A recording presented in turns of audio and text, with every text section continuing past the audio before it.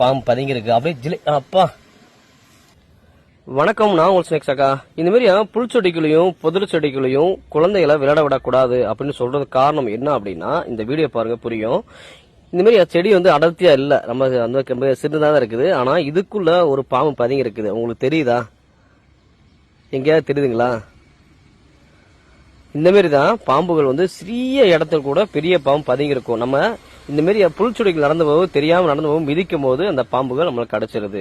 So அதனாலதான் எப்பயுமே இந்த மாதிரி புல்செடிகளை கவனமா போகணும்னு சொல்றது. அந்த பாம்பு உள்ள பதுங்கி இருக்குது, பார்க்கலாமா? ஆனா இதுவரைக்கும் தேடி பாத்தீங்க, உங்களுக்கு கிடைச்சா? கிடைக்கவே இல்லை. அந்த பாம்பை இப்ப காமிக்கிறேன் பாருங்க. அப்படியே கிட்ட போலாமா? இப்ப தெரியுதுங்களா? இப்ப தெரியுதுங்களா எப்படி இருக்கு? என்ன பாம்பு தெரியுதுங்களா உள்ள இருக்குது?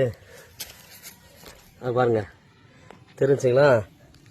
நம்ம கிட்ட போவே இல்லை, கொஞ்சம் தூரம் போன உடனே அந்த பாம்பு அப்படியே தாவி கடிக்க ஆரம்பிச்சிச்சு. இந்த மாரி தான் இந்த பாம்புலாம் இப்படிதான் தாவி கடிக்கும். நம்ம பாம்பு மிதிக்க அவசியமே இல்லை, பக்கத்துல கால் வச்சே போதும். எப்படி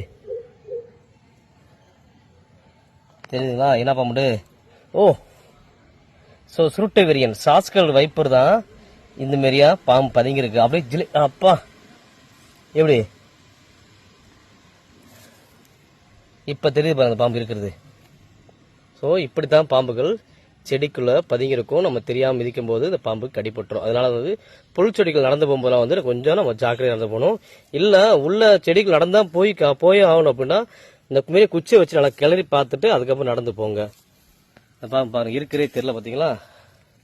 நம்ம கிட்ட போனே அப்படியே சுருண்டு படுத்துரும். சத்தோடு பாருங்க.